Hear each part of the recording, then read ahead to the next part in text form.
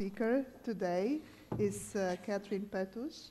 She came through the leadership program in touch with palliative care, and now she is for the HPC. She is the advocate, and she is present at high level trying to promote and push palliative care. She will talk about the work of international institution advocating for palliative care as a human right. Thank you, Daniela. And we all know the last shall be first, so I'm happy about to be last. And I'll try to keep it short. So thank you to the Academy for having us, and thank all of you for being here and staying through the day. And thank my amazing colleagues who are here. It's such a great honor to be here as part of this team. So you've heard the situation all day of the regions, and you've heard about some specific countries. And I will take us on a bird's eye quick tour of the global institutions where I work. One of my least favorite questions after where am I from is where am I based? Because I'm actually based in airports and I live on Airbnb. Because actually, the idea with advocacy is that you've got to be present to win. You can't really do effective advocacy on emails or reports. I mean, that's part of it for sure, but you have to show up. And there are multilateral institutions in different countries and different regions where we need to show up and do advocacy. And at the moment, I'm the only full-time paid advocacy person for access to controlled medicines in the world, which just shows you, given the incredible need you've heard all day, that the Pali-Lalia, as Eduardo said, I think he's gone now, really continues, but there's not much Pali action or Pali funding. And I'll talk a little bit about that, but not too much at the moment. I just say very briefly that I started as a volunteer on a multidisciplinary team, so I do know what it is to work in hospice and palliative care in a team. And interestingly, just from the India conference that a lot of people have just come from, we had a workshop on advocacy, and the consensus of people coming out of that workshop was that we need to add another member to the multidisciplinary team, and that's an advocacy person who actually needs training, because advocacy is something that you don't just wake up one day and know how to do. It's quite challenging in terms of building the confidence and the skills to do advocacy. So I work for IHPC, which is the International Association for Hospice and Palliative Care. You had Liliana chairing all morning, and we are building an advocacy hub of providers, just as our sister organization, the Worldwide Hospice and Palliative Care Association Alliance, is building a voice of patients, because policymakers really don't know anything really about palliative care. They really don't know what it is. So we're often starting from Advocacy 101 and Education 101 in terms of building a vocabulary and building palliative care literacy is what we call it. So this is just an outline of the talk I'm going to give. I'm going to define some of the terms, talk about the legal and normative framework of international palliative care and the UN organizations, a little bit about Agenda 2030, I'm not going to spend a lot of time on it, and some recent progress. The speakers all day have done a lot of the heavy lifting for me in terms of some of the stuff, so I'm going to skip over anything that's already been covered today. So advocacy comes, I want to define another word that I don't have a slide for, because I don't think I heard all day any definitions of what palliative, the etymology of palliative is. Did I miss it, or did someone define it? No. Palliative comes from the word pallium, which is from the Latin, which means covering or cloak. And actually, if you go down and do the Scavi tour, which I haven't and I'm dying to, in St. Peter's, you can see the original, the pallium of St. Peter, and it's the cloak that the Pope gives to I think the cardinals and the bishops, and it's actually made out of wool from sheep that the Vatican farms, and the nuns make the pallium out of that wool. So that's where the word palliative comes from. And so what I do in my advocacy with my colleagues and civil society organizations and government colleagues and administrators is we build a legal and normative pallium to protect the palliative care work of the providers on the ground. So there's many levels of pallium. But advocacy comes from the word voc, the Latin voc, to speak for. And we speak for patients, families, and colleagues, and we speak to policymakers, opinion leaders, and other colleagues to persuade them to take positive action. And much of my work now, and you heard about the number of faith-based palliative care organizations, is to get governments to take responsibility for providing public funding for palliative care, because up until now it's been so much faith-based, private, donor, charitable funding, but it needs to be public funding as a matter of justice and human rights, not as aid and charity, which is quite different. So this is, as I said, the Advocacy Pallium, which actually exists now. We have what's called, in advocacy speak, an international law language. It's called agreed language, which means that 194 member states, as Marie-Charlotte was saying from WHO, agree that this sentence will govern their behavior as UN member states. And so this sentence in this resolution will authorize, and that's a legal word too, it'll give their governments the authority to create programs for palliative care, for public palliative care. It will give their governments the authority to provide controlled medicines. Now, it's all very well, you might say, to have this agreed language and this pallium. Where's the implementation? But fortunately, that's not my job. I have to encourage them to implement. But that's the job of the regional and the national providers. And we go and inform them of the international pallium, so then they can create the work and the programs on the ground, and we give them that support. Excuse me, I hope my voice lasts.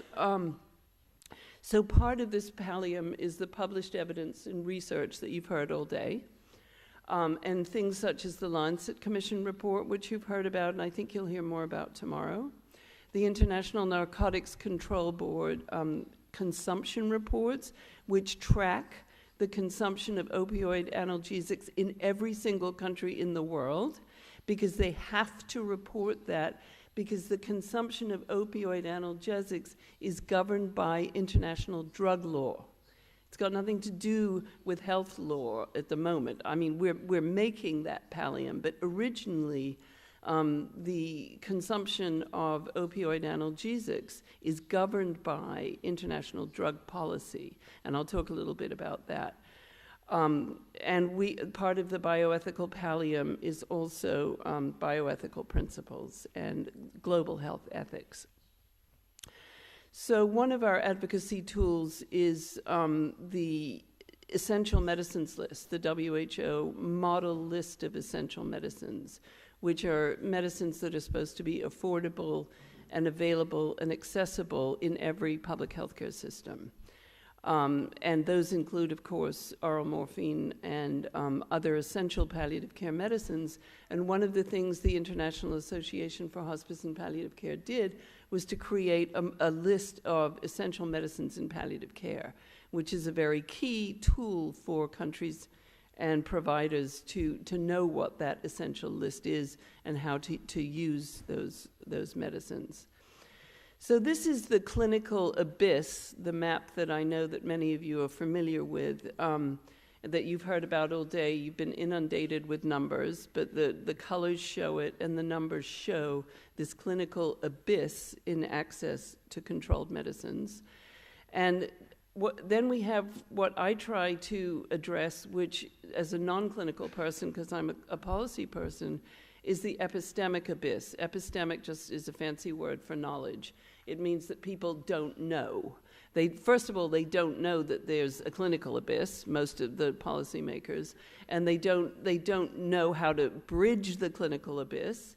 They don't know about what's called opioid phobia, which is the fact that opioids and opioid analgesics, which are derived from opium originally, that's where that word comes from, carry basically a century or more of stigma.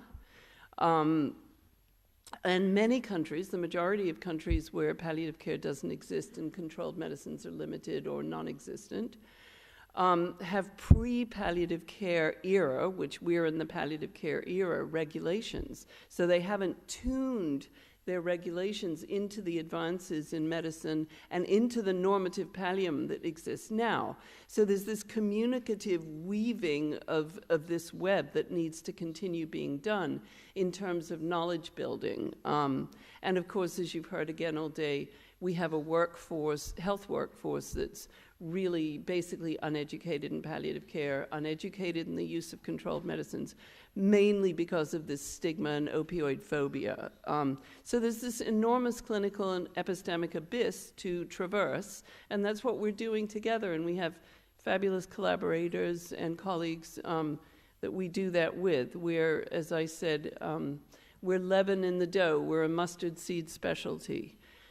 You already know these statistics because you've heard them all day, so I'm going to skip over it. And you also heard that inadequate access to medicines contradicts the notion of Article 25 of the Universal Declaration of Human Rights, including the right to medical care, which also encompasses palliative care. But it's this consciousness raising that we're involved in at the global level, which hopefully trickles down and covers the local and regional levels and the work of providers on the ground. So this is the basic advocacy agenda that we're trying to accomplish, which is greater availability, affordability, and accessibility and acceptability of internationally controlled medicines, such as morphine, for the treatment of severe pain and palliative care symptoms, and other medicines, of course. Training of healthcare professionals, and we also want to rebalance unduly restrictive regulatory frameworks, the ones that are pre-palliative care era, and we'd also like countries to include universal health coverage, which is part of the Sustainable Development Agenda, which I'll discuss, because universal health coverage includes palliative care. It's hidden in there, but it's there, as is access to controlled medicines. It's hidden, but it's there. Whoops. I already said that. The legal and normative framework that I'm just going to discuss very quickly today is the Single Convention on Narcotic Drugs, which was actually enacted in 1961, as many countries were decolonizing and becoming independent. The 60s, as you know, was an era, I can see many white hairs in the room, just like me, but it was the era of polarization. It was U.S.-Soviet Cold War. It was, and the Single Convention, although it didn't necessarily intend to do this, has perpetrated a narrative of and it says this in the text, the evil of addiction. And it's perpetrated this narrative of fear of use of opioids.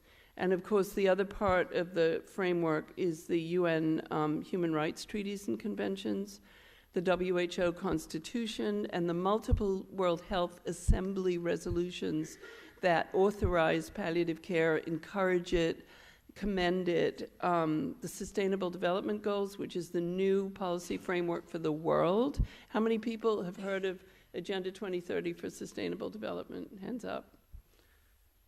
Not too bad, but not great, given that it's the global framework now. The Sustainable Development Agenda took over from the Millennial Development Goals, which all of you have probably heard of. But that's the new normative framework for policy. A lot of money going into it for funding. And of course, as Tanya talked about, the Inter-American Convention on the Rights of Older Persons. So there's a paradigm shift that we've been working on and we've been part of, and colleagues like Jim and other people have been, and Dr. Raj and other people have been part of in terms of international drug control, which you will recognize from supply control strategies, $10 billion a year it is on international drug control, repression, imprisonment, crop eradication, stigmatization of people who use drugs, and of opioids themselves, where the main actors are interior, revenue, narcotics control, not health, even though supposedly the drug control conventions protect the health and welfare of mankind. That's in the preamble. Still, these were the main actors until very recently.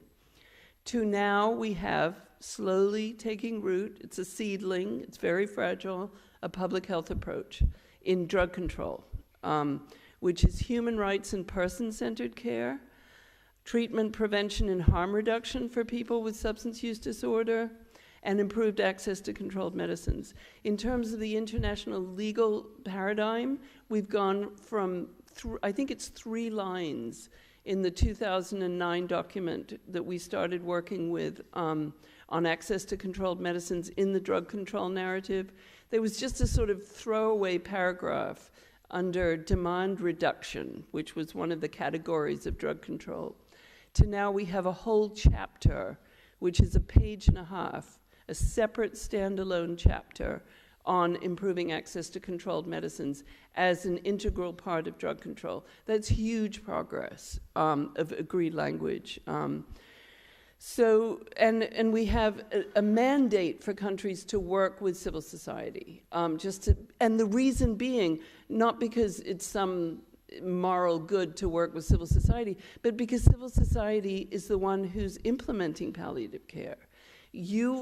We are the partners. We are the ones who have the knowledge. We can fill the epistemic abyss with our praxis and our knowledge. And governments need us really badly to start moving this, I hate using football metaphors, but ball along the field. So this is the 2030 Agenda for Sustainable Development. There are 17 goals. Goal 3 is the goal for health. I don't have slides on the Sustainable Development Agenda because I have such a big picture to fill. But the interesting question is, and Tanya sort of touched on this, and several people did when she talked about the medical poverty trap, is how can palliative care contribute to the Sustainable Development Goals? For one thing, because it addresses population aging and health, and we've heard about that from several speakers. They address the global burden of non-communicable diseases, which you've heard about, which is escalating. The absence of palliative care, again, you've heard from many speakers, particularly affects women. And there's one goal, it's goal 5, on gender empowerment and equality. And so it empowers women as patients, family caregivers, and nurses. And of course, because breast and cervical cancer are the largest killers of women. So countries that really seriously want to achieve the Sustainable Development Goals need to implement palliative care. That's part of how it's going to work.